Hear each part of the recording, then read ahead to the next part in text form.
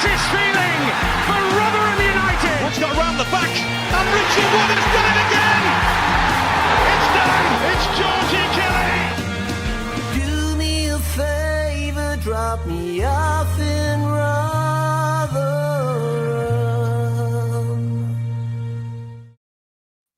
Hello, everybody. Welcome back to New York Talk. This is the Rotherham Podcast. Thank you all for being with us as we look back on a very, very miserable Wednesday night. Nobody likes Wednesday night football, and we like it even less after last night. We'll talk about that 3-0. We'll also look ahead. It's probably a good thing that there's another game in a few days' time, to be honest with you, after Wednesday night. So we'll talk about Plymouth, a long old trip down to Plymouth, which Dan God did his best to get out of. Mick's back with us. How you doing, Mick? Yeah, I'm all right, mate. Thank you. You? Yes, very, very good. You caught the man flu that I had. Indeed. Yes. So there you go. Struggling a bit. Sam, you're also struggling, but how good? Glad to have you with us. How you doing, mate? Yeah, good. Thank you, mate. I'm getting at the back end of it now. I hope. Let's hope so. And Tom, the only person to be fully fighting fit. So the pressure's on you to deliver. Wow, was it, mate? Yeah, fighting fit. I like that. Yeah, I'm feeling fine. Feeling good. Just without last night, it would have been better. Yeah, I agree. I completely agree. We've got Steve with us, as is Chris Taylor. Down Cook says, evening, guys. Very disappointed last night. Adam Firth says, evening, I had a YouTube notification 7:30 this morning saying New York Talk was going live in half an hour. Only 12 hours early. There you go. I don't know what happened there. Clever says, wow, what happened there, folks? Harry says, time for Hampshire out, I reckon. Yeah, I think you're probably right there, Harry. I don't want to jump the gun too much. First of all, thank you who watched the instant reaction last night. It was an absolute disaster of an instant reaction.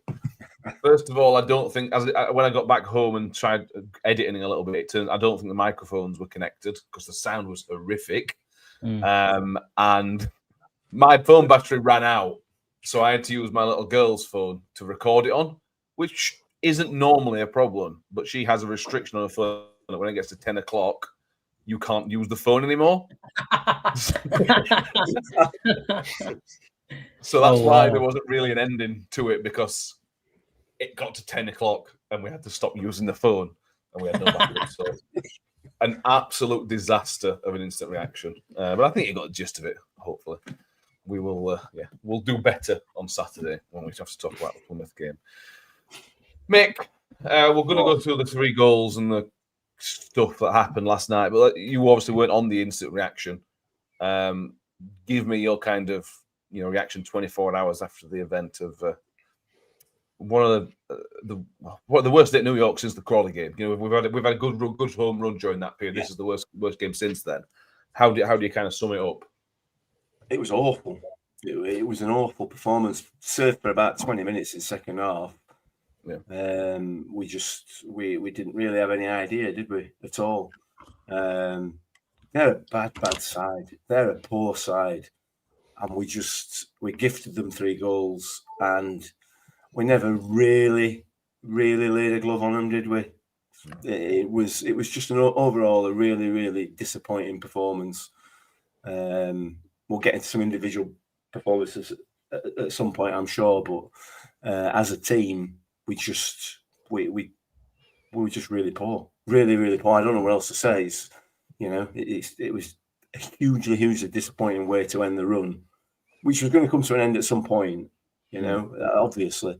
But I don't know. It'll give the people who wanted Hampshire out earlier on in the season something to do. They've been bored, haven't they, for a few weeks? So I've no doubt they'll be all over social media saying he should be sacked, or Tony Stewart should buy 52,000 new players every week, or whatever it is that they come up with. But I have to join in their disappointment over the performance last night. I can't lie. Yeah, I think it sums it up pretty well, Sam. But to play devil's advocate here, because Blackpool scored 3 goals, should we be giving Blackpool a bit more credit because they did what we'd been doing to other teams, where they were just ultra efficient in what they did? They went forward, they scored every time they went forward. They looked attacking.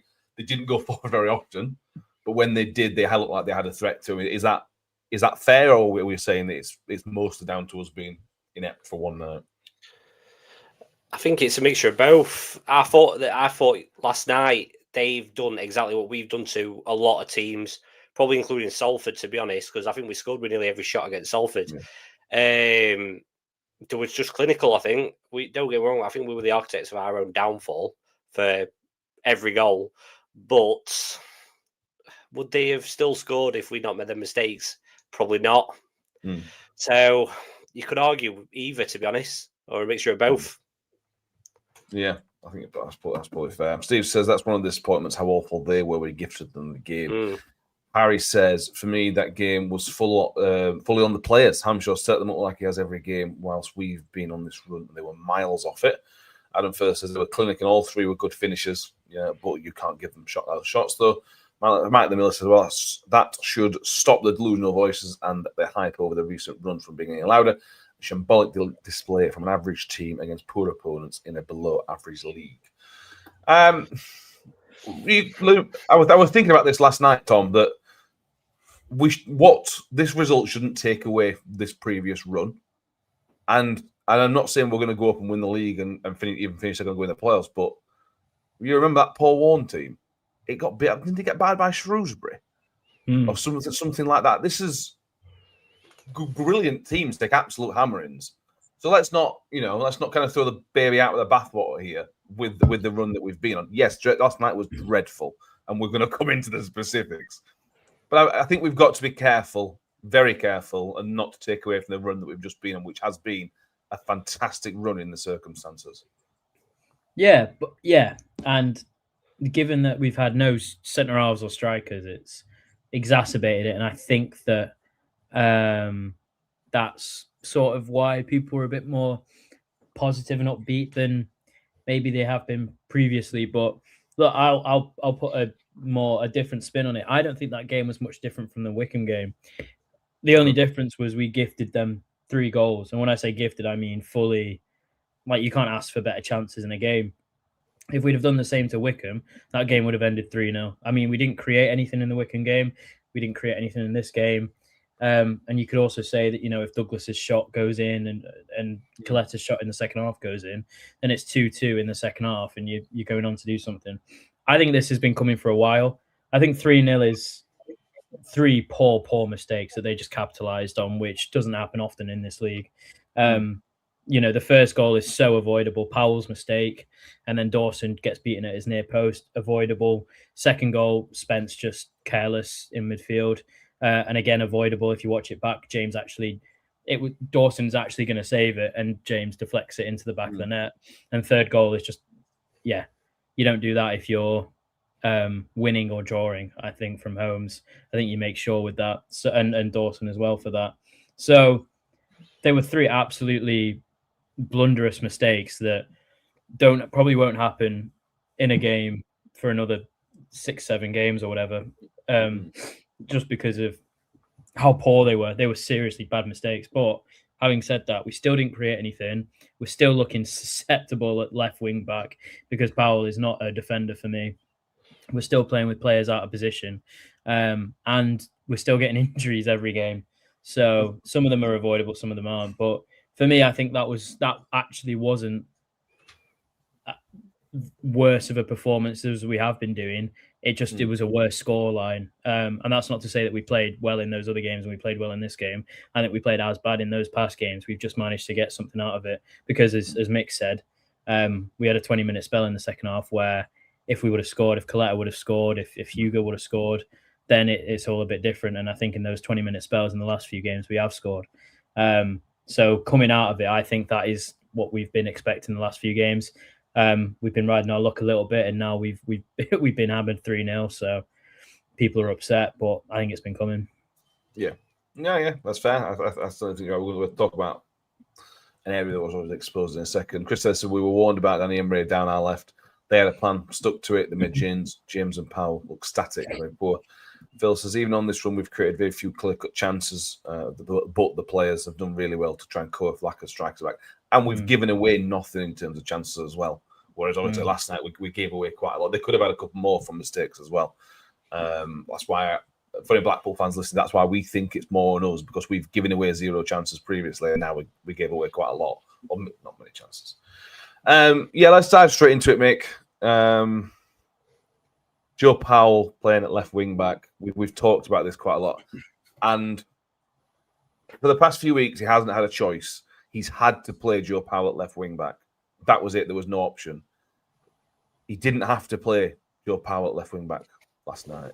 Tom Holmes played an hour last Tuesday at Salford. Baptiste came and played 45 minutes last night. We're going to talk about Baptiste in a minute. He didn't have to play Joe Powell at left wing back last night. And you go 1-0 down inside 2 minutes, it becomes very, very difficult. And obviously, a number of other things cost us the game. But Joe Powell's performance in the first 5 minutes and subsequently are a significant factor in why we lost last night.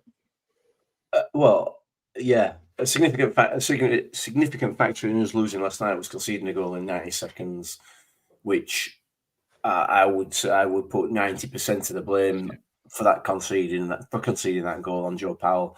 His positioning initially was appalling. His attempt to clear the ball was appalling, and he wasn't able to get back and make a block. It was just really, really poor. And his attempt to cut out the pass was bad because he was out of position. So there's clearly an issue with Joe Powell in terms of his confidence at the moment, because even going forward, his positioning is not great. His delivery on set pieces is not great. Confidence-wise, I think he's shot a little bit. But the manager clearly wants to play him. He wants him on the pitch because we know he's a good player. There's no question about that. He's a really, really good player. However, at the moment, he is not performing on any level. Anything that you ask him to do, he's not delivering, unfortunately.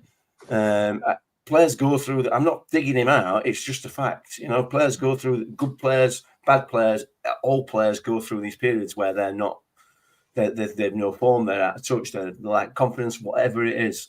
And maybe that move to left centre back, left to wing back has knocked his confidence, whatever it is, or maybe he didn't want to play there. I don't know. But his defending for that first goal was ridiculous. It was schoolboyish, and even for me, it's easy to say sitting in the stand in it, and also from hindsight, because you're not on the pitch, you're not living it and breathing it there at the time. So, but for me, it was worse than schoolboy. It's not even a schoolboy error, because a schoolboy would have put that in stand, And he's tried to flick it or whatever he's tried to do to cut that ball out, and the issue for me is not 5 minutes later they had another attack down that side with is it Imre or whatever his name is? I don't know. Yeah. And Powell's literally running away from him, leaving him in acres and acres of space. He's not even aware of what's going on around him, so he shouldn't be playing there. We know that, and I'm sure knows that, and Joe Powell knows that. But if he is playing there, he's got to step up better than he did last night. It was just an awful performance, quite frankly. Yeah, Phil said I feel sorry for Powell as he's been asked to play out of position. I do, and that's what I do agree with that completely.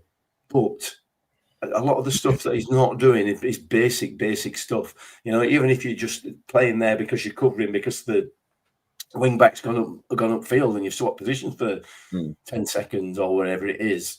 It's basic stuff, and he's not doing it. Poor. Yeah, Steve Radsell, even when he played in midfield, even in midfield in the second half, it was so ineffective. But this is the frustration with Joe Powell, Sam, is that we've talked about him being good on the ball. There was a couple of moments last night that when he gets on the ball and goes past a man, it's poetry in motion. It's brilliant. He's so good. He can be so good on the ball. And then he puts himself in let's take his free kicks. He puts himself in a stationary position where he's got literally all the time in the world to put the ball where he wants. And it goes into first man or whatever the case may be. He's such a frustrating player because of, like I said, how good he looks on the ball compared to other areas of his play. Put it that way. Yeah, I think he is. He was probably the most frustrating player last night because he would take on two players down wing, but then either he doesn't cross it, the opportunity's gone, it's taken too long, or he'll just pass it, or the cross won't make it or something. And like I can't remember who said it, when he moved into midfield, it was no better at all in terms of he's like, he gets in the right positions, but then he doesn't do anything with it after. And part of me thinks if he weren't covering his left back, I don't think he'd make it into the midfield because I think, well, we'll talk about Benson, I'm sure, in a bit, but there's still like Benson, Gore, Spence, Drew Yearwood should get an opportunity, really. If he weren't covering left back, I don't know if he'd make it into the starting midfield, to be honest. No, I think I probably agree with that. Kelly Bob says, I think this is a good and interesting point and a fair point. Kelly Bob says, I get where you're coming from, but we're 9-game unbeaten run with 3 we've been playing at the back. It's difficult to change those 3. And that's a fair argument, Tom, and that's probably what Matt, I'm sure, was thinking pre-game, that I don't want to kind of rock the boat too much. But this Joe Powell at left wing-back has been a problem brewing for some time now. All you need to go back is, 10 days, 2 weeks to the Wickham game, where Fred Onyedinma couldn't believe his luck in terms of how the 1 goal came from that side, and it caused havoc. That should have been the wake-up call. With Holmes should have been ready to start. With Baptiste 45 minutes available, you've got to take, not only got to take Joe Powell at the firing line because he doesn't deserve to be at firing line. You've got to play a fullback at fullback when you have that availability. That's not even hindsight for me. That's looking at the Wickham game and knowing that Blackpool's right wing back's a good player. We've got to be better on that. You've got to be smarter. Yeah, absolutely. And I agree with the not wanting to change it, which is why I think actually having this 10-day break has messed us up a little bit because, 10 days, 2 weeks, whatever, has messed us up a little bit just because just because you lose all that momentum of winning and just grinding out winning for winning's sake, and in this case drawing, even though you shouldn't be drawing and you shouldn't be getting points because you're low on players and whatever. You just you go into the next game and again, and it's the same thing.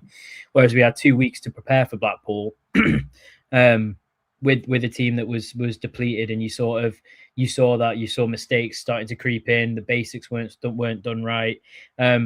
You guys are all, saying how good it is when Powell beats a man. That's the first time I've seen him take on a man when he's been at wing back. He's not tried to do that since he's moved in there because he's tried to do the basics, which he can't defend still, but he's been not stalling the attacks. He's been keeping momentum going. For me last night, he was as bad defending as he was going forward because every time we seem to be gaining a little bit of momentum, Benson and Martha picking it up in areas, he seemed to slow the whole game down and try and take on his man, which he I think he did once and beat him once, and even that was quite lucky. I think those 10 days really messed us up, and as you say, as a manager, I can't imagine how hard it must be to go, look, you 3 have been exceptional for me for the last 8 games, but I'm going to change you around because I want a fullback at fullback, ironically enough. But I mean, in hindsight, absolutely, that's what he should have done. Would have James have done better at wing back? I'm not sure, but I think for a fact Baptiste would have dealt with him a little bit better, which and Coletta came on for 45 minutes and he proved to be an absolute handful for 20 of them. So he was in absolute hindsight, which I don't think any one of us would have argued with. When the lineup came out, I never argued with it in the slightest. But in hindsight, you absolutely would have started a left back at left wing back last night because that's where their danger was. Hall didn't really have much to deal with on the other side because he was relatively comfortable there. But yeah, their right hand side killed us, and it's a bit annoying in hindsight. Yeah, absolutely. And I'm not. What I want to be clear is that we're not kind of sitting here digging at Amshaw. I've been telling anybody who'll listen for the last 2 weeks how good a manager, how much praise Matt Amshaw deserves for kind of getting us through this. But he's learning, he's making mistakes. John Davies says Hammy still doesn't have good options. 3 centre halves on the bench with only Coletta as an attacking option. And I said this last night. When I was actually speaking to Radio Sheffield last night about it, and they kind of jokingly said, "It's good having options, but there's only defenders on bench." Yeah, there is, but that helps move everything else around.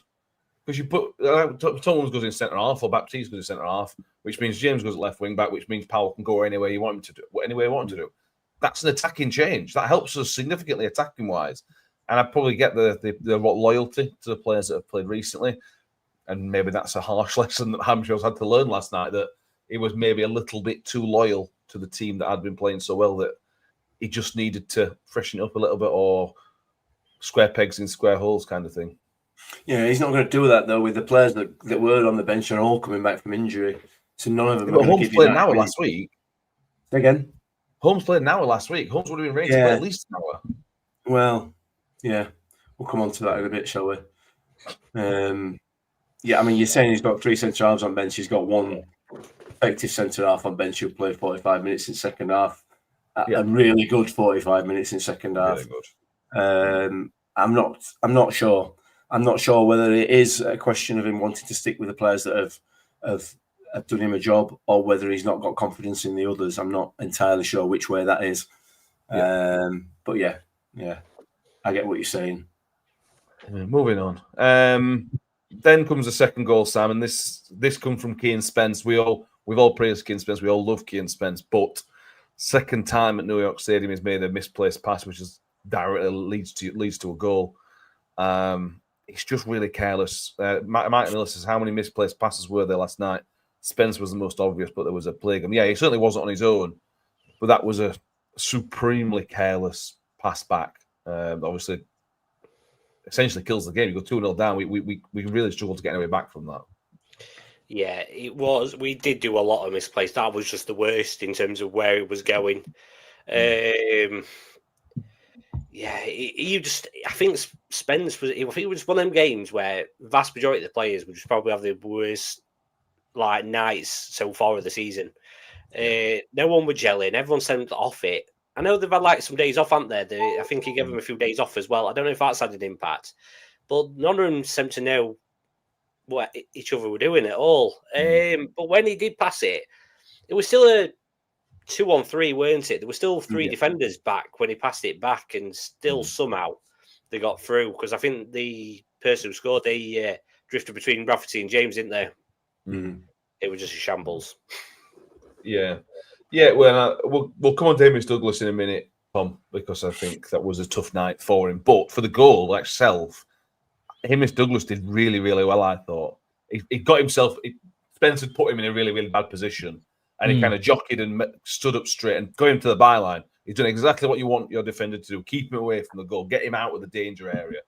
And then the ball comes in, and James and Rafferty are just caught sleeping. I know there's a bit of a deflection, and you've got to maybe cut him a bit of slack, but I just thought Douglas has done brilliantly and kind of let down by his two mates for that one. Yeah, but I think as soon as you're a 2-on-3, I think you're struggling. But you're right. I mean, as soon as both Rafferty and James are within touching distance of whoever scores, blocks them or whatever. So for it to still get to him and to have a free shot on goal is yeah, you're right. It's frustrating, and you know for a fact that you're saying it was good defending by Douglas. I think he just did what he had to do really, and that was all he could do. But yeah, they're just. I mean, again, it's just carelessness with the pass from Spence. It was. It didn't look like he looked or even saw anyone who was back there. He just sort of passed it because composure gone, panic. You're already 1-0 down. You get impressed. It was just careless, and unfortunately, that goal goes down to him. He's been our best performer, I think, in this run. If him and Gore have been exceptional, but yeah, he had a bad game last night as well, and that goal is down to him. He owed us a goal, but didn't get it. Yeah. Adam first says Douglas got half a blocking, but Blackpool had a look where it went. Rest of the defence need to be better, though. We acted far too slowly. That was a theme, certainly the first half, Mick. Just bad reactions from the defence in general, to be honest with you. You've just got to be better than that, and obviously that both goals in the first half kind of encapsulated our not looking after the ball well enough, but also not reacting to what Blackpool were doing. And as a tactically and individually, we just didn't react to what Blackpool were trying to do in the first half. Well, we didn't react virtually for the whole of the game, did we?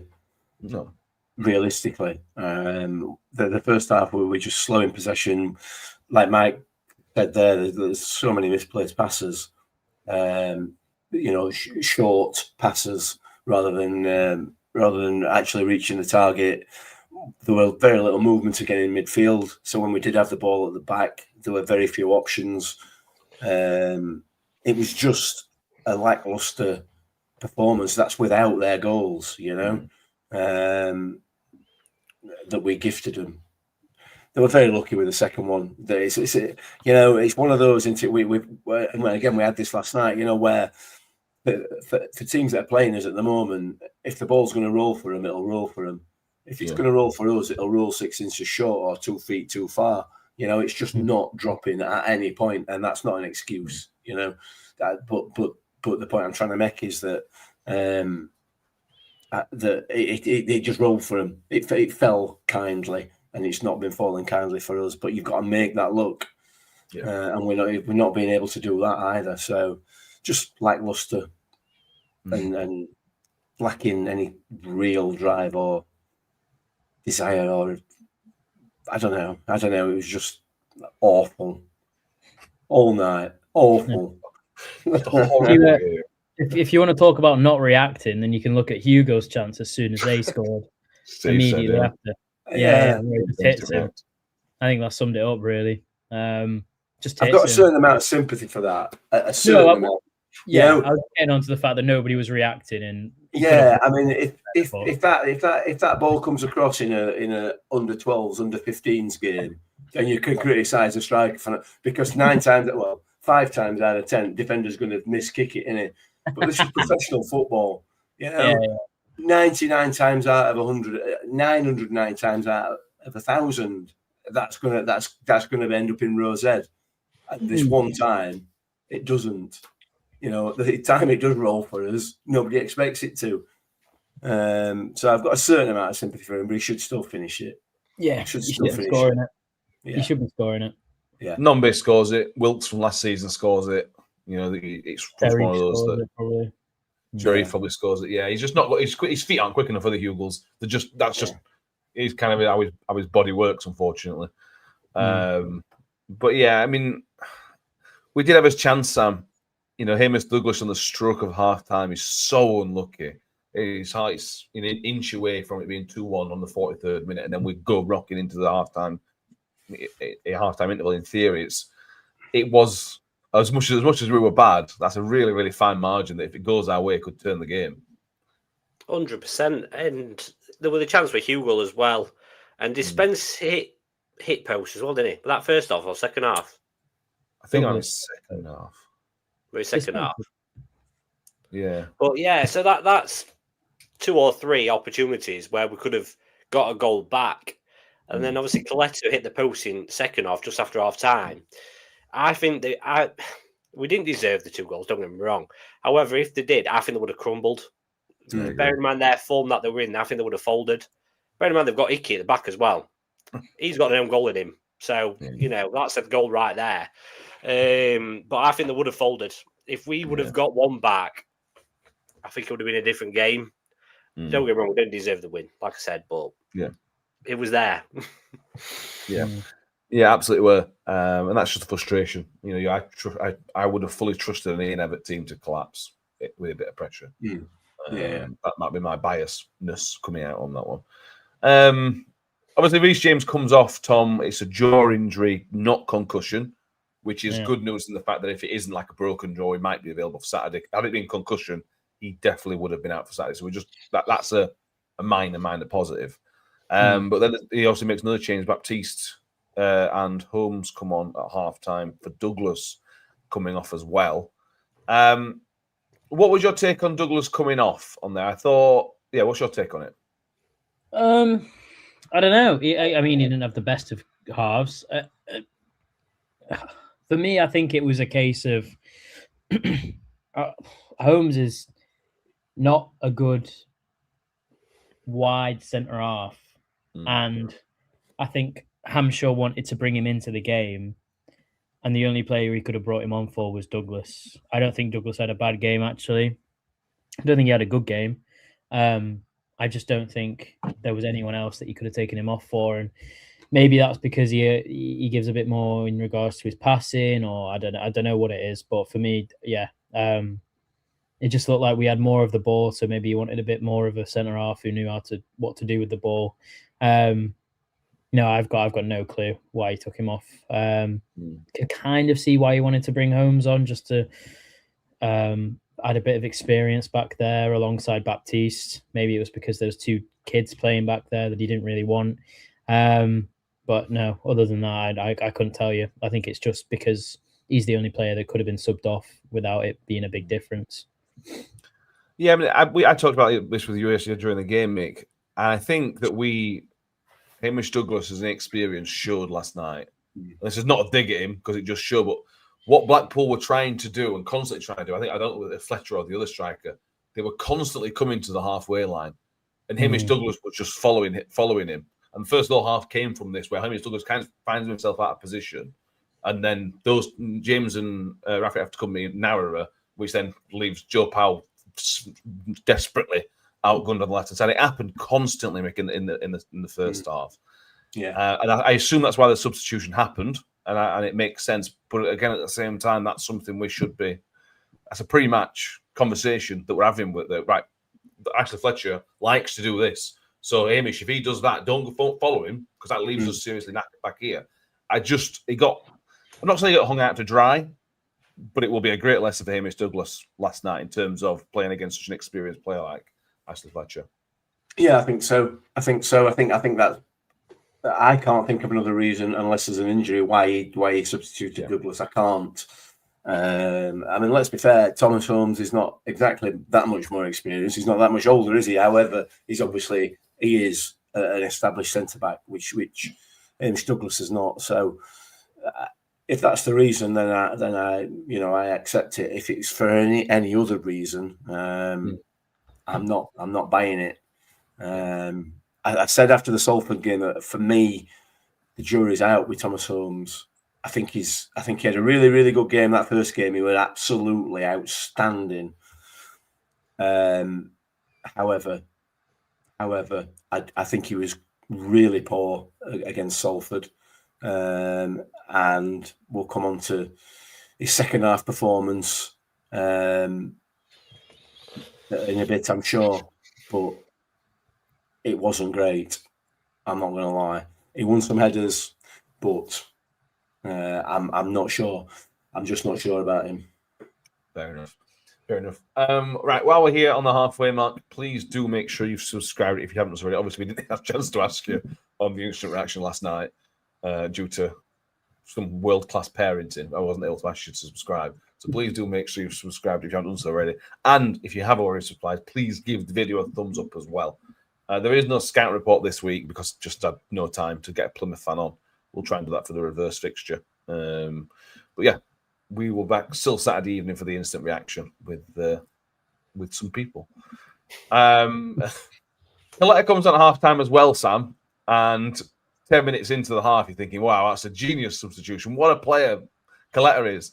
And it was. That 10 minutes, it really, really was. It was really, really good. Blackpool were really, really on the ropes. And that's why I think we're all sitting here saying if we get that goal, we go on to do something, because for 10 minutes, they literally couldn't handle it. They were clearing the ball away. It was coming straight back. And it was just relentless pressure, but only for 10 minutes.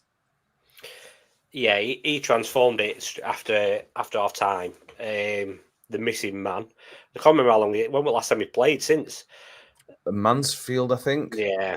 Do you know what? He reminded me of Gio because he's so strong and he's so quick. I think he's deceivingly quick. And anything he did, they just couldn't deal with it. And the balls are actually getting into the box. They're actually getting in good areas, which no one else was achieving. So that made a difference as well. Because if we got more crosses here, I think Jordan Hugill, I think we did try playing to Jordan Hugo's strengths. The problem was the balls weren't making it.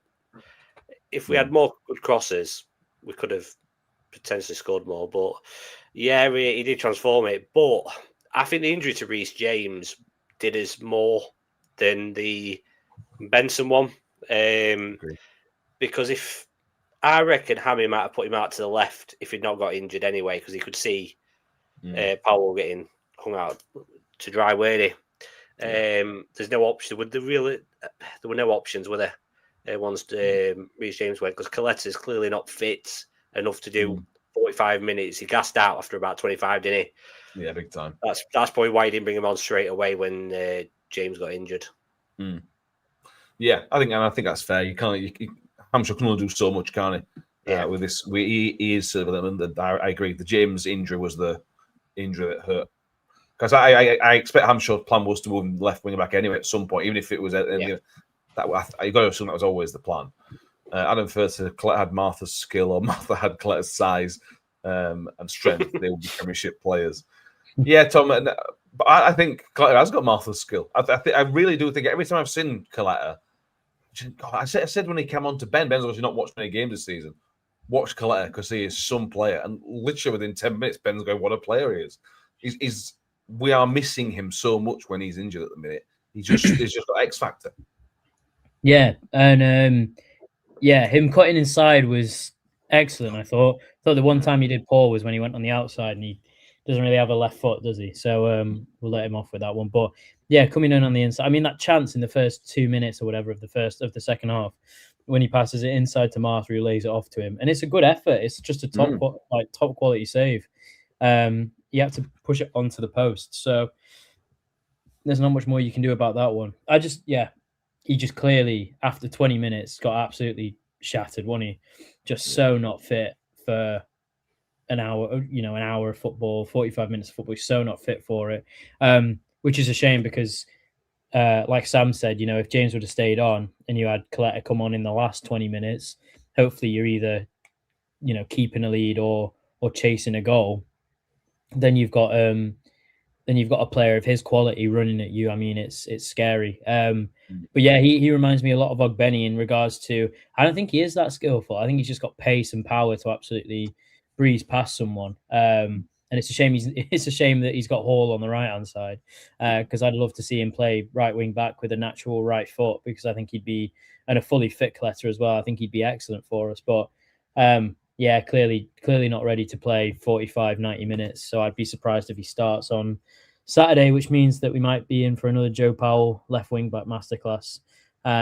Which honestly, if I'm a Plymouth player fan, I'd be licking my lips at the prospect of getting at him because it's just, it's going to be relatively easy for them. But I mean, hopefully we get onto it later. But I thought Baptiste was the pick of the bunch. And them two linked together really well, him and Coletta on the left-hand side. Something that genuinely surprised me, but was, encouraging in a 3-0 loss. Yeah, I agree. We'll go into Plymouth in detail more in a bit, Mick, but while I think of this, because I will definitely forget, there's always an option to tinker a little bit by putting Denzel Hall on the left-hand side. And this is definitely hindsight glasses now, because I didn't think of this until literally just now. But if Joe Powell was struggling against their best player, Denzel Hall has played as a left wing back on occasion this season, and he would have kept him quiet. Now, again, it would have been some jiggery poker, which none of us are fans of. But in the circumstance, again, with those hindsight glasses on it, and going forward, it may well be a bit more cuter, especially if James is actually seriously injured with this jaw issue. Yeah, absolutely. We'll have to wait and see what the sort of prognosis is in terms of this injury. But the good point, like you said, is that it's not a concussion, which is great. However, if it's a jaw injury and it's taking him off the pitch, it's going to be reasonably serious. He wasn't a happy bunny, was he? Not a happy bunny. Claimed that he'd been elbowed. I didn't see it, to be perfectly honest with you, but he was absolutely furious with the lino. So yeah, we'll see. Baptiste was just. I agree with you on the post match, man of the match by head and shoulders. I thought for a lad of his age, who's been out injured, he came on, and I think you said it on the post match. He was a great player before he got injured. He came on, having been injured and out for 3 weeks, 3 months, whatever it is, a better player. He was outstanding. So. If he's got 90 minutes in him, and he didn't seem to slow up at all last night.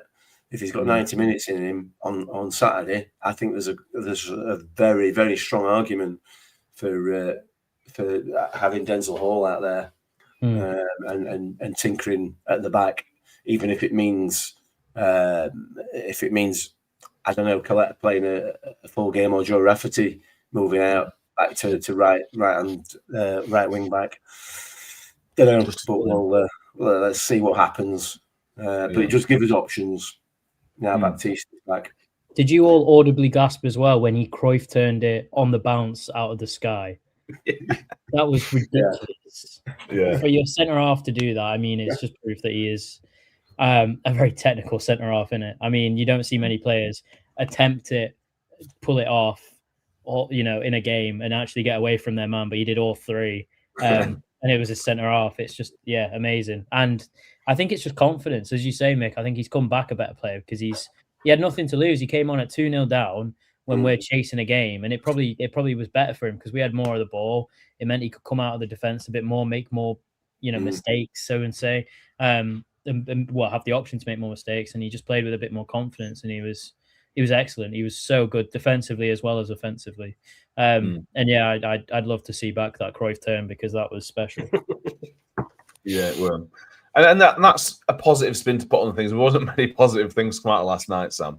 But Baptiste is one of those things. And I think because of how good Douglas, James and Rafferty have been, we're all kind of forgetting how brilliant Baptiste and Jules were prior to their injury. They were sublime. They were superb together, with whoever else they had to play with as well. So the fact that Baptiste is now available, Jules will probably be in the squad for Saturday. I know thank you, James and Rafferty, for what you've done. But if these boys are back, you've got to put them back in because they were fantastic before they got injured. Yeah, they were. And I think Mick said on one of the other podcasts, it took him a while to get going. And then obviously him and Jules hit amazing form. And there were always that worry, how long is it going to take him once he's been injured, if he's going to hit it? Well, it's clearly not taking him long. He's got straight to it. I think having Douglas, Jules, and Baptiste as a back three won't be a bad thing at all, to be honest. Because there's plenty of legs in there, plenty of height, strength. And if James is not too bad, he can move back to the left. So it don't look too bad. Obviously, I don't know what you do with Rafferty at that point.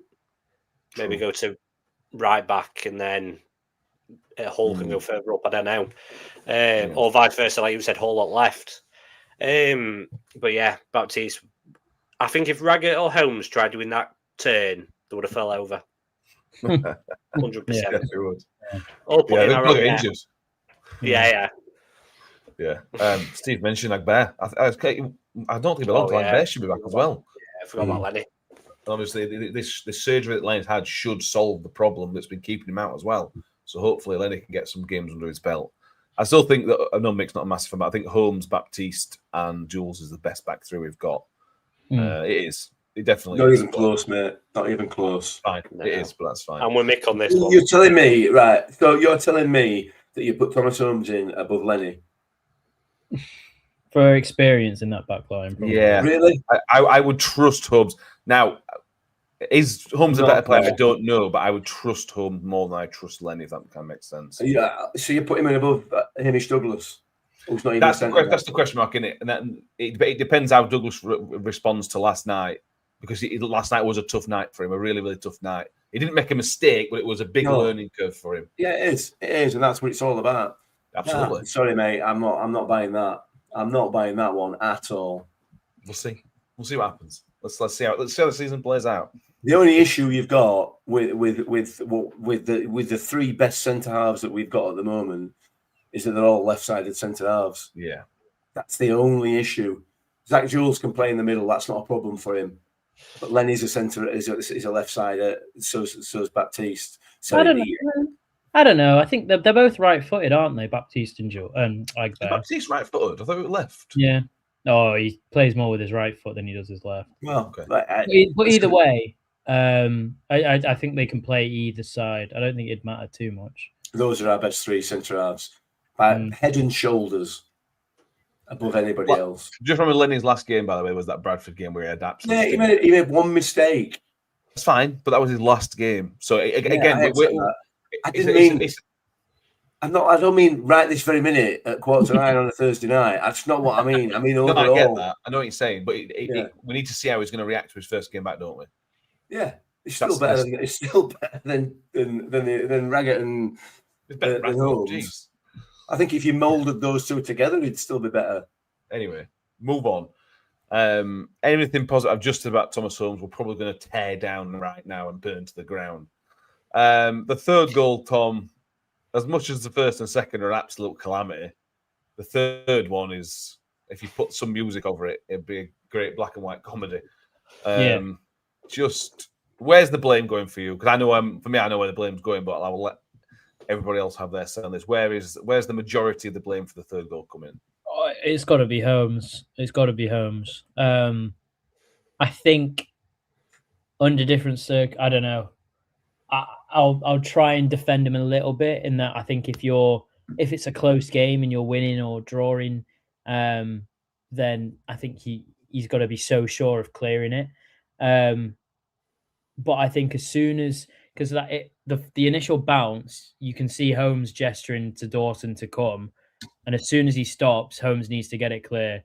And when he went to clear it, he just swing and missed it. So for me, I think that's Holmes. I think as soon as the situation is clear that you need to get it clear, he's got to absolutely put his foot through it, and he just missed the ball, kicked their bloke, and sent them both tumbling, which is just something an unorthodox defender does, which I thought he was a bit more classy than that.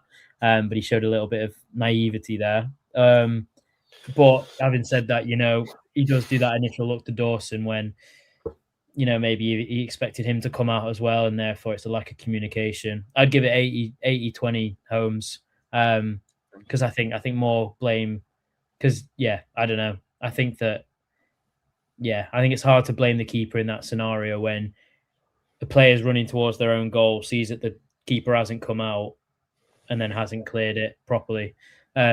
Because the fact that he swung and missed it means that there was a chance for him to clear it, and he just absolutely messed it up. So for me, that's Holmes' fault. And just poor. Just poor all around, though. Oh, yeah. No, yeah, it's definitely poor all around. I would go the opposite, 80-20 on Dawson. Controversial. Dawson's been brilliant at coming out, so Tom Holmes has to trust that Cam Dawson is going to continue doing what he's been doing for the last 2 months, and he's been great at coming out. He has to trust him. And also, I also think it's a foul on Tom Holmes as well. And certainly all the Rotherham players did as well. Holmes claimed for it. Rafik was fuming, and a few other players were absolutely furious about it. So if you don't want to, I think it's a foul, but that's fine. We're not going to say it, but vast majority of blame. I think it's a foul you get given as opposed to a foul that is a foul, if that makes sense. If a defender goes tumbling in the box, in his own box, then you usually give under pressure from a striker, you usually give the foul to the defender. Like he did a lot last night, referee. Yeah, but it doesn't always mean that it is a foul. So I kind of see where you're coming from, but I don't necessarily agree at the same time. Darren Cooks is all Dawson. Rob Dick says that Holmes was doing his best Raggett impression at Salford. Chris Taylor says Dawson has big parts to play in the first and third goal. Dawson starts to come and stops. We haven't even mentioned his part in the first goal, to be honest with us. Let's gloss over that. Mick, I think you might be in my corner on this one, are you? I'm way ahead of you, mate. It's 1% Tom Holmes' fault, that 99% Cam Dawson. The fact that he didn't come for that ball as a professional goalkeeper is absolutely outrageous. Honestly, it's a shocking decision. He has to come for that ball. Holmes is literally walking it back to him. All he's got to do is literally walk out and pick it up. It's a dreadful decision. And then he's put Tom Holmes in a position where he's decided to do whatever it were he tried to do. I've no idea. So there's the 1% is on Tom Holmes for not putting it straight into a Blackpool supporter's face. But the rest of it, honestly, that was a dreadful piece of goalkeeping from Cam Dawson. And it's not a save he's got to make. He's not going to come out at anybody's feet. It's not a brave. He's not going to be brave to do it. He's literally just got to walk towards the ball and pick it up. It was an awful decision, and I don't know what he was thinking. I really don't. Was it a foul on Holmes? I don't know. I don't know. for me, the referee's reaction to it suggests it probably was, because he as soon as the ball went in the back of the net, he turned and ran away from the Rotherham support. He looked a bit sheepish, didn't he? He looked very, very sheepish. So I think he probably knew that he'd made a mistake there. But he shouldn't. It should be a moot point, because the ball should have been in Cam Dawson's hands. I'm sorry. I know that. I don't know whether that sounds harsh or not, but it's almost 100% on Dawson, that goal.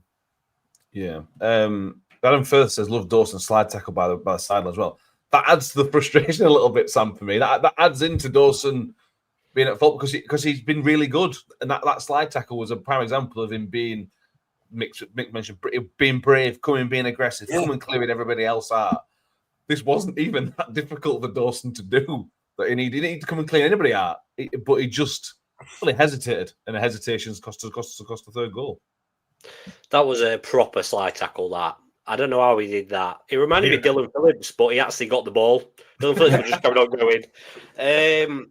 No, it was a good slide tackle, and I was actually quite impressed with him. Apart from the first goal. And maybe a bit for the last one, but I'm with Tom. I think it's Tom Holmes. Okay. Like you've all said, he's an experienced defender who looked like Sean Raggett against Salford. It looked like he'd never seen the football before, and he didn't know what to do with it. And he could have just tapped it out. It was that close to just clearing it, but for some reason he just wouldn't. Dawson should have run and got it when he realised Holmes didn't know what to do with the ball, and he could have just cleared it either way. No, just ran with it. So I'm with Tom on this one. I think Dawson could have collected it, but Tom Holmes should have done a lot better with it. He had so long with it as well. That was the problem. Yeah. So we're saying that if that was Hamish Douglas and he's inexperienced, that would then make it more Dawson's fault. Or are we saying just because he's experienced? That's so tough. I would still blame Douglas, but he had more of a reason for it. You know what I mean? Mitigation. Yes. I've just watched it back, right, and I agree with Sam. Holmes had so much time, and I agree with you, Mick. Keepers should come out for it every single day of the week, but there's enough time for Holmes to see that he's not coming out, even though he absolutely should. Yeah. For Holmes to then tap it out and then absolutely bollock his keeper for not coming out for it. That's why I think Holmes is a lot to blame for it, because your keeper should come out, your keeper should absolutely claim it. Therefore, stick goes to Dawson. But Holmes has seen he's staying on his line, and then not dealt with it. So therefore, he's still in blame. And like Sam said, he could have just tapped it out for a corner. And just Tom Holmes can't see what's happening behind him. He can't see anything. No, I know that. Everything. I know that. And he's literally shielding the ball back to the keeper, and the keeper's just stood there staring at him. And he's almost holding his hands out to say, "Come and get it." Yeah, you know? No, he does. Everything. He's done everything that he needs to do, and he's stood looking at a keeper who's just literally stood looking at him. Yeah. At that point, yes, I accept he needs to go out. However, he should never have been in that position in the first place. No, I agree. Yeah. But look, we're all split, which is what we kind of like. Matt Miller said, I don't think that would go with clear Dawson's fault. He played his part, but Holmes has to deal with the situation. It is bread and butter defending. We'll agree to you're all wrong. Put it a bit better, yeah. Not good. And Rob Dixon correct says, all in all, it summed up the night. Yeah, it did. It pretty much did, didn't it? It pretty much did. We got a comment. So, Cliff observations. Baptiste was excellent. Yeah, man of the match for me. Rob Dixon says it was a bad night. Need to shrug it off and focus on being better at the weekend. If it's in the same in the next few games, then fair enough. Anyone got a Grinch outfit for Mick and some Lemsips or Beechams? Any of them. Yeah. Just frustrating. You know, it's one of those where you win, you go within 3 or 4 points of the playoffs. We said last week how important the Christmas period can be, and this is the start of it, really. And it ended with a whimper, put it that way. Yeah. Anything else we want to mention in the game before we move on? Well, I think Saturday is going to be a harder test than people think, because Plymouth have started to come a bit into form, not a lot, but a bit. And going all the way down to Plymouth, deflated like this away, we don't do well away anyway. without any strikers still, although apparently there's going to be one back who we all know who it probably is. I mean, I'm not optimistic about Saturday now, based on that performance, because it just feels like something was off in that game. So yeah, and I think it's a long way. Plymouth is a long way to go, and we don't usually do too well down there, so I'm a bit nervous. Can we just say also, by the way, that this game was moved so that Blackpool could play on Sunday. So Blackpool get a break from Sunday to Wednesday, but couldn't play Tuesday. Now we've got to play Wednesday and Saturday. Not playing? Are they not playing Saturday? They're playing Saturday as well, yeah. But what's the difference? They're not travelling 400 miles, though, are they? No. What's the difference? No.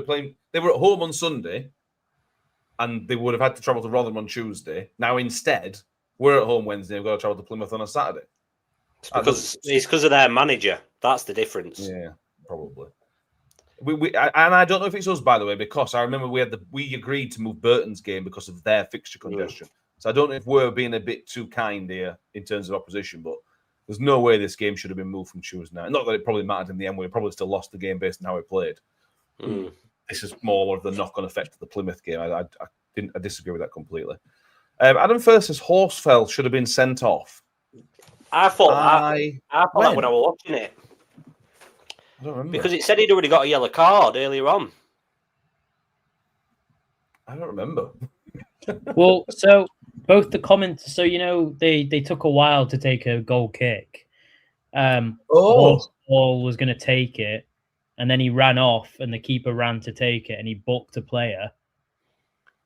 The commentary team, BBC Sport, they all reported that it was Horsfall that got booked. Then Horsfall got booked for a foul on someone, and then not a sending off. So he booked the keeper. He must have. He definitely booked the keeper, because we commented at the time that it was the number 5 who'd already been getting some earache off for allegedly elbowing Hugill in the first half. Yeah, he was the one that prevaricated over taking the goal kick, and as soon as the referee came running across, he ran off, and the goalie, who'd just been stood there waiting for the ball, got booked. Which was a bizarre state of affairs. I don't know why he booked the keeper. It wasn't the keeper that was wasting the time. It was the other player. But there were a number of bizarre decisions. There was an absolute nailed-on penalty for us in the first half as well. Absolute nailed-on penalty. I think it was Hamish Douglas who had his shirt ragged off his back. I'm not sure which one it was, but the referee was looking directly at it as well, or he was looking directly in that direction, and all you could see is a player who headed the ball. So it was where the ball was. His shirt was almost ragged off his back, and it was a nailed-on penalty, which he never got. Yeah. Rob Dixon says referee spent all night running. I said on the last episode, I'm not sure if the name Neil Hare was ironic, and it was, because you could tell he absolutely loved his own hair. Yes. It reminded me, do you know in Shrek 2 when Prince Charming takes his helmet off, his hair all goes back? It reminded me of that. Yeah. Not a good ref either. Sorry, Mr. Hare. Anything else from the game? Martin Ellis says the game has been changed on EFL rules after a team had fixtures all because of TV demands. Yeah. Stupid rules, Mike, is what I say. I'm sure you agree. Anything else from the game before we quickly talk about Plymouth? Special mention to Dango for starting a fight with Honeyman. Yeah. Gotta love it. Trying to get his yellow card so he didn't have to go to Plymouth. Desperate to not have to go to Plymouth. He saw time and thought, I've not got much time left. I need to do something. Yeah. I did laugh a lot when both Rafferty and I think it's Spence sprint as fast as they could to try and push him away. Yeah. I love his passion, though. I love it. I don't mind it at all. No, it's brilliant. No, I agree. Completely agree. He always seems in control of those situations. I know he's going to pick up yellow cards with it, but he never goes over the top yet, has he? It might happen, but he hasn't kind of flipped yet, which is quite. He always seems to be on the right line of the line, right side of the line. I don't think he's ever angry in those situations. No, he's playing game. I genuinely think he's playing game. Yeah. Right. Talk about Plymouth. This is difficult because we've got 2 players who came off injury that we don't know if they're available. We don't know if Nombe is available. We don't know if Jack Jules is going to be available. We don't know how much time Baptiste is going to be available for, Mick. So this is very, very difficult to talk about. I'm glad we've had an hour's worth of other football to talk about, because I don't know how we'd have got a full preview show out of previewing this Plymouth game. Which side do you fall in terms of whether it's good or bad? Tom obviously mentioned it is a bit worried because of how Wednesday went. Is that where you sit, or is this, thank God we've got another game to try and get the Blackpool out of his system? Me? Yes, mate. Oh, sorry. I thought you said. I thought you talked to Sam. Yeah. No, I'm glad we've got another game. I think we will get it out of our system. Matt, I'm sure, was quite clearly very cross last night after that game, and I'm sure I've in no doubt whatsoever the players will also be angry about the way that, or frustrated about the way that they performed, but they'll also be fully aware of how the manager and his team feel about the performance. So, you know, I don't think we'll see a similar sort of thing. Quite frankly, we're gonna have some changes. There are going to be some changes, whether it's through injuries from last night, but hopefully through players coming back as well. So that should strengthen and bolster the squad a little bit. Look, we've gone 10 games unbeaten, you know, and we've had a really poor performance. Let's bounce back and have another 10 unbeaten, because we're more than capable of it. I don't agree with some of the comments that some people have made. I'm not sure. I think it might have been Mike, which is not a surprise that I wouldn't agree with some of the stuff that Mike said. Listen, this is not a poor team. This is not an average team. This is a very, very good team. They're just not performing at the moment, but they are more than capable of performing to a much higher level than the vast majority of teams in this division. It's going to take. It's still taking time, innit? But we've had an unbeaten run of 10 games without a single centre half on the pitch for the vast majority of those games, and one striker who hasn't scored a goal all season. And yet we've still gone on that run. We're more than capable of doing it again. So yes, last night was very, very, very frustrating, but I think Saturday will be a different matter altogether, frankly. Yeah, I agree, and we'll see changes, Sam. You know, I agree with Adam first, but can't see Benson playing. Although what I would add is, remember the Bradford game, he came off injured with the same injury, and he was back within 10 days. So we'll have to wait and see on Benson. But there's going to be changes because of all the players that came off, Sam. So it's a bit of a reset from Wednesday night. It's, you know, I'm sure they'll have hashed it all out probably today in a meeting or whatever, and then we can move on with hopefully a bit of freshness. Yeah, and with Mick, I'm glad there's another game quite soon after, because I think when we lost to Swindon, we beat Lincoln 3-0, or we beat somebody straight after. They were a good performance after that. So it's not a bad thing. We just can't fall into the trap of. I know we were 10 games unbeaten, but if you look in the league, we're like 1 win in 5. When you've drawn quite a few games and then you lose one, it don't look as good, does it? Yeah. We don't want to, because the league is so dense. If you lose 1 or 2 more, then you're like falling out. Yeah, that's the problem. Yeah, I agree. We're desperate for Nombe back as well, aren't we? Or just legs up top. Whether it's Nombe or the January transfer window, we're desperate for another striker who can stretch the game a little bit. Matt Miller says what you said, Sam. A 4-game run without a win, 3 points from 12 games. That's obviously in the league. Just count the Salford game. Yeah. Look, we're fine. Don't worry about it. We're absolutely fine. And once we bolster in January again, which I'm sure we will, we'll be even better. So let's not start, like you said earlier on, Matt, let's not throw a baby out with bathwater, because this is what happens every time we lose a game, innit? You know, whether it's after a 10-game unbeaten run, a 20-odd game unbeaten run, or a 1-game unbeaten run. You know, all of a sudden we go from being a decent side that can actually grind out a result with no players to worst team in the world. Or somewhere in between, you know what I mean? Yeah, that seems to be how it is nowadays. This is the same team that went on that 10-game unbeaten run, and it's the same team that scored some whatever it is, cracking goals as well without any strikers. So let's see. It's about perspective, in it.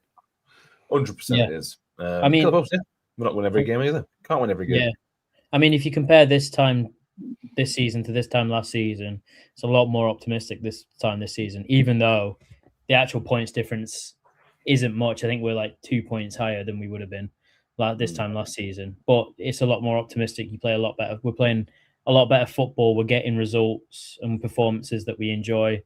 We just need someone to score goals, and we don't have that yet. Denzel Hall and Josh Benson are our top goal scorers, which just goes to show Benson's played about 20% of the games, and Hall's a right back. So we just need someone to score, and then I think stuff starts to sort itself out. Bear in mind also, just to add the Josh Benson one, I don't think it was his best game, but we had 2 or 3 free kicks right in Josh Benson range in the second half, didn't we? We were just in his range, so yeah, we won 3-2 if Josh Benson had stayed on, wouldn't we? Easy, because I had 3 free kicks. Easy peasy. Why were Martha not on them free kicks, by the way? I don't know. The question is, why is Powell still taking them? That is a complete mystery to me. He's taking set pieces. We could do another hour on that, to be honest. Yeah. But I agree. I agree with you, Sam. Mike says, like the players who are very good, I homes to someone who is now now. You can, Mike, with the greatest respect, I can tell you used to be a journalist. I can see that straight away. Because you took every bit of context out of what I said about Tom Holmes. And then just go completely the opposite way. Tom Holmes had a really, really good game for us. He played really well. What I said was, the jury is out as far as I am concerned. I didn't say we're naff. I didn't say we're crap. I just said the jury's out at the moment as far as Tom Holmes is concerned for me. For context, just saying. Moving on. But Harry says, but Mick, how bad is this league? It's also so close. You can lose 3 in a row and you start to become constant. That's the beauty of football, though, isn't it? That's why we love football. Enjoy the ride. You know it's hard to enjoy, but we've got to try and enjoy this ride. We've been on the best run we've been on in 4 years, wherever it's been. It's ended. Let's hopefully start another one. Right, let's do some score predictions. Nobody predicted a Blackpool win last night. Everybody obviously got very, very giddy about the recent run, so nobody picked up any points. Now it's on to Plymouth on Saturday away from home. I ain't got any stats for you. I'm going to have time to do anything, but we'll find out on Saturday whether that means anything. Tom, let's start with you, mate. What do you reckon the score's going to be down in Devon? Is it Devon? Yeah. I'm going to go with a 1-1. I think it'll be a better performance, but I still don't think we've got the firepower. Okay. Fair enough. Sam? 2-1 to us. I'll be optimistic. It could go either way, though. Yeah, absolutely could. It's going to be very, very. It'll be an interesting game. That'll be classic. I think it'll be interesting. Mick, what do you reckon? I'm going to go what Sam's done. I'm still going with it. Going with it. Sorry, mate, but I do think that we'll turn up, and I think we will win. But I think it's going to be a tough game. Yeah, I think we turn up. There's a little bit of me that thinks I disagree. Tom said earlier that we're not an away side. I think we are now an away side. I think the way we're setting up and where we're playing and where we're kind of being more efficient with his chances, but not really having much of the ball. I think we are now an away side. Time will tell if which one of us was right. But I'm going to go 1-0 to us. But I wouldn't be surprised to see something like a 3-1 win, just be really, really clinical and put them to the sword a little bit. Interesting to see what their mentality is like. Plymouth, obviously, we had the preview with them, but I'm really interested to see how Plymouth react to us if we do turn up and frustrate. I think it's going to be interesting. You know how you think? Who do you think scores those 3, Matt? By the way, we scored 7 at Salford. Yeah, Hugel, hat-trick. Dan Gore could pop up. Spence could pop up. Martha could top up. Denzel Hall could pop up. Okay. Tom Holmes could have a thump in it. There's definitely we're not the problem isn't who's going to score. The problem is creating them. And I think away from home when they're on the front foot, there's more gaps that I think that we can exploit, which Martha can exploit, and Denzel Hall can get into. I think that's why we're an away side, because it's easier to create chances. Okay. Which is what Blackpool did. Blackpool did that last night to us. They kind of just hit us on the counter, didn't they? So that I'm hoping anyway. Adam Firth says a boy 0-0. Mike the Mill says putting things into context 1-1. Darren Cook says 1-0 hopes. Harry says 1-0. I reckon Kinetete will come out of nowhere and be surprised. I like it.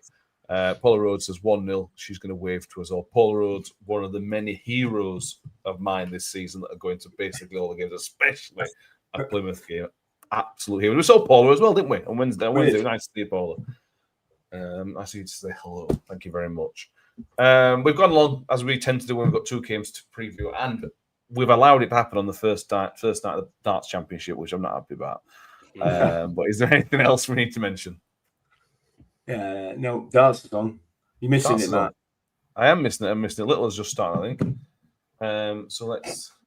Oh, Ref Watch. There isn't a Ref Watch, Paula, which is annoying. The EFL website have not released any information about referees this weekend. So that's Thursday night, and I can't find any refereeing information. Now, they may well have put something up while we've been talking, but as best as I can tell, there is no information about who the referee is going to be on Saturday. Mr. Hare again, I reckon. Goes up to the 10th on the EFL website. Yeah. So I'll try and post some. If you follow us on Twitter, I'll try and post some as and when it comes. But again, on the EFL website, they haven't updated anything. Right. Thank you all for being with us tonight. We were back to normal schedule. Obviously, we moved it from Sunday last week. Back to normal schedule for now, between now and Christmas. Also, one for the diary, Christmas special. When I say Christmas special, I mean we're going to talk about Christmas stuff and have a quiz. That will be on Tuesday, the 23rd of December. So that'll be previewing the Boxing Day game, as well as a Christmas quiz. Danny has promised us a quiz. I normally have to do the quiz, but I'm really enjoying looking forward to actually being able to participate this time and probably lose. So that's one for your diary in the next couple of weeks. So tune in on that date for some Christmas, some Christmas nonsense. If you have not already, please make sure you've subscribed and stay with us for Saturday, or not until so on Saturday evening. The instant reaction will be out on Saturday evening. We aren't going to Plymouth, so this will be done from our homes, but we'll still find a way to find some information about the game and let you know what we think about it. And then we're back Sunday, which will be the full review of the Plymouth game, looking ahead to more Christmas fixtures. If you're listening on iTunes and Spotify, please make sure you follow, subscribe, like, whatever it allows you to do.